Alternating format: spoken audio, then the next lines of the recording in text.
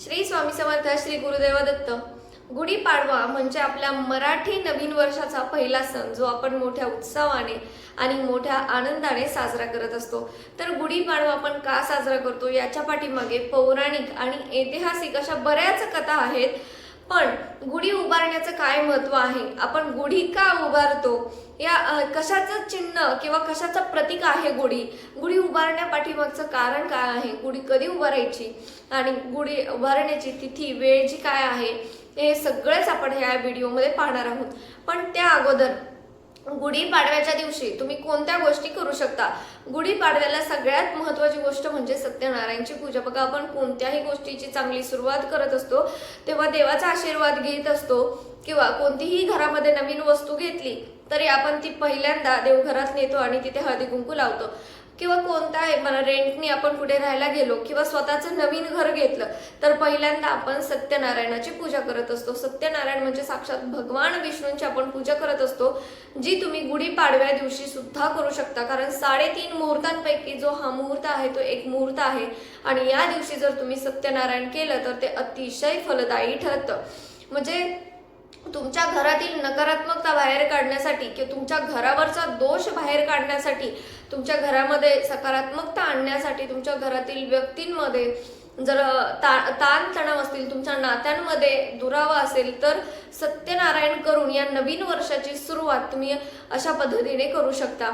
सत्यनारायणाची पूजा ही अतिशय फलदायी ठरते, आणि या पूजेचं फल गुढीपाडव्याच्या निमित्ताने जर तुम्ही ही पूजा करत असाल तर त्याचं फळ जे आहे ते तुम्हाला कितीतरी पटीने अधिक मिळत असतं. त्याच्यामुळे आपल्या नवीन वर्षाची सुरुवात करत असताना या गोष्टी आवर्जून कराव्या. आता दुसरी गोष्ट म्हणजे आपण आपल्या घरातील तर नकारात्मक गोष्टी असतात, म्हणजे बंद पडक्या वस्तू असो, घड्याळ असो किंवा इलेक्ट्रॉनिक्स वस्तू असो, त्या तर आपण बाहेर काढून टाकतच असतो. त्याचबरोबर आपण आपल्या घराची स्वच्छता सुद्धा करत असतो, कारण नवीन वर्षाचं स्वागत करतो. म्हणजे आपल्या घरातील आपण लक्ष्मीला आगमनासाठी आवाहन करतो की आपल्या घरामध्ये सुख समृद्धी यावी, आपल्या घरामध्ये लक्ष्मी प्राप्ती व्हावी, किंवा आपला जो व्यवसाय आहे, नोकरी आहे, घरातील व्यक्तींचं आयुष्य आहे, आरोग्य आहे, ते चांगलं जावं, या गोष्टींची प्रार्थना आपण त्या दिवशी करत असतो. तर हेही आपल्याला त्या दिवशी करायचं आहे. हेही आपल्याला त्या दिवशी देवाच्या समोर बसून या गोष्टी संकल्पयुक्त मागायच्या आहेत. पण महत्वाची गोष्ट म्हणजे पाडवा आपला आहे कधी, 19 मार्च 2026 या दिवशी आपला पाडवा आहे.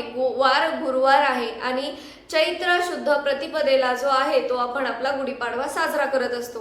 आता गुढी कधी उभारायची, त्याची वेळ काय आहे, तर गुढी उभारण्याची जी वेळ आहे ती तुम्ही सकाळी 6:30 वाजल्यापासून 10:30 वाजेपर्यंत तुम्ही कधीही गुढी उभारू शकता.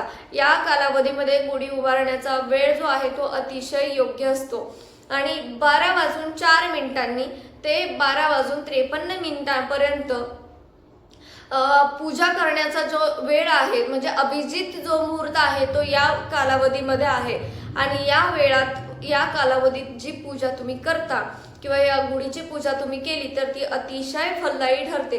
12:04 पासून ते 12:53 आपला अभिजित मुहूर्त आहे. आता गुढी उभारण्याची वेळ झाली. आता गुढी उभारतो का, ह्याच्या पाठीमागे बऱ्याच प्रचलित कथा आहेत. प्रभू श्रीरामांची कथा आहे किंवा ब्रह्मदेवांची कथा आहे.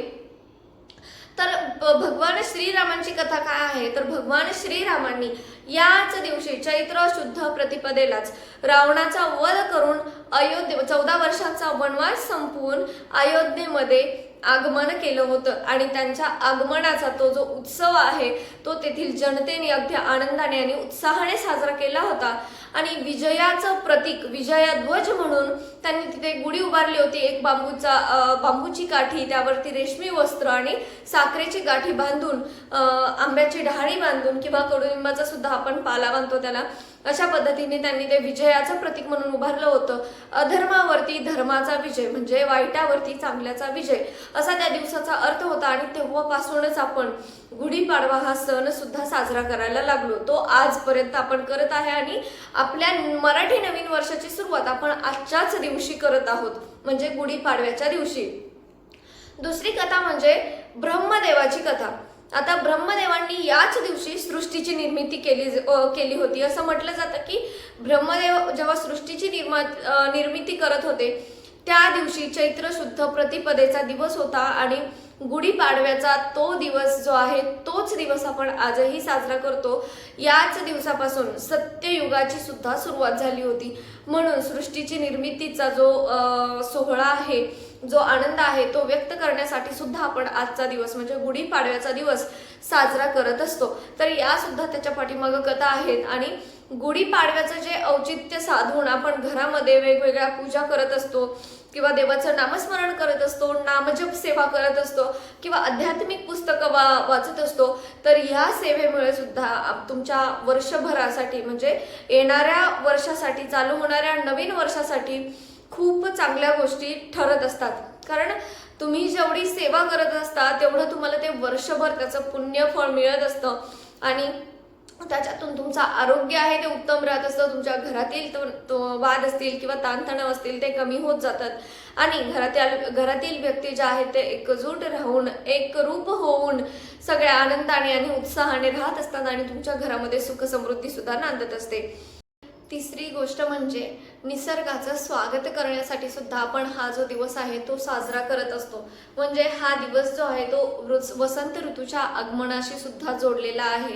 कारण हिवाळा संपतो आणि उन्हाळा चालू होतो म्हणजे झाडांना पालवी फुटायला चालू होते आणि शेतीचा हंगाम संपून आपल्या घरामध्ये धनधान्य येत असतं आणि याच दिवसाचं स्वागत करण्यासाठी हा जो हंगाम आहे किंवा हा जो दिवस आहे तो साजरा करण्यासाठी सुद्धा आपण पाडवा साजरा करत असतो.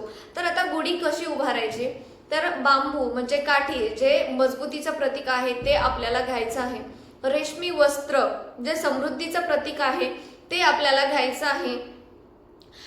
कडुलिंबाची डहाळी ती आपल्याला घ्यायची आहे. एक तांब्या पितळेचा किंवा तांब्याचा तांब्या तुम्हाला घ्यायचा आहे आणि आंब्याची डहाळी असली तरी सुद्धा चालेल. या सगळ्या गोष्टी तुम्हाला घ्यायच्या आहेत आणि सगळ्यात महत्त्वाची गोष्ट म्हणजे तुमच्या आयुष्यातील जो गोडवा आहे तो टिकून राहण्यासाठी साखरेची गाठी ती घ्यायची आहे. तर या गोष्टी तुम्हाला बांबू स्वच्छ धुवून घ्यायचा आहे, त्याच्यावरती रेशमी वस्त्र बांधायचं आहे. ते नसेल तर तुम्ही घरातील नवीन वस्त्र साडी किंवा अजून कोणतंही वस्त्र असेल तर तुम्ही त्याच्यावरती बांधू शकता, साडी किंवा ब्लाऊजचं पीस वगैरे. आणि त्याच्यावरती तुम्हाला लिंबाचा ढाळा बांधायचा आहे, साखरेची गाठी बांधायची आहे आणि तांब्या त्याच्यावरती उपडा ठेवून मग गुढी उभारायची आहे.